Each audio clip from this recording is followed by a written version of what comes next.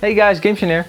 And there were a few tech events that happened in the last couple of weeks, but there was one tech event that I attended, and that was CPEU4 or Campus Party. So, here are some things I liked at Campus Party 2016. So CPEU4 or Campus Party is a technology event targeted towards further development on all things tech.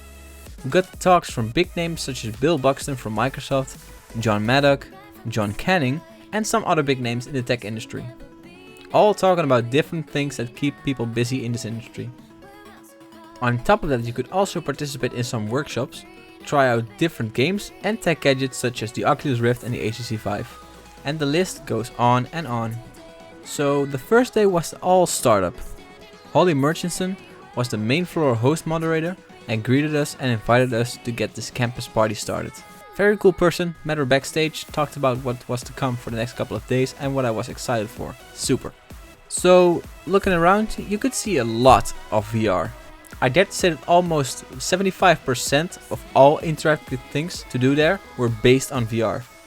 They had a demo where you could experience parachute diving with VR, really cool. They had someone of InfoCharge who was talking about the product which was supposed to commercialize wireless charging and make it easier for everyone to enjoy. Oh, by the way, speaking of VR, there were a lot of people who were trying creative things with pre-existing VR headsets.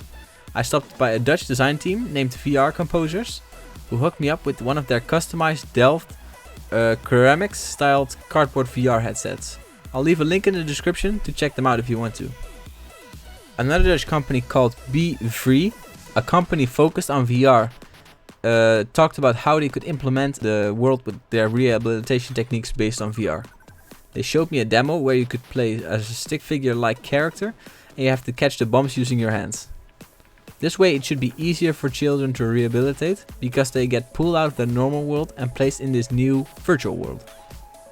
There were VR racing chairs where you could drive a sports car as if you were a real Formula 1 driver. Sadly, this was done with the Oculus DK2, so the sharpness of the picture wasn't that consistent for me, but your knowledge may differ. Fun fact! Between all of the different show floors, they had placed those old arcade machines where you could play some classic titles like Donkey Kong, Virtua Fighter, Pac-Man, etc. Some of these machines you had to reprogram yourself and configure to work for free. Smart choice that drew a lot of attention to the people and made sure that you had something to do in your spare time. There were also a lot of indie developers who were demoing their games for the audience, of course.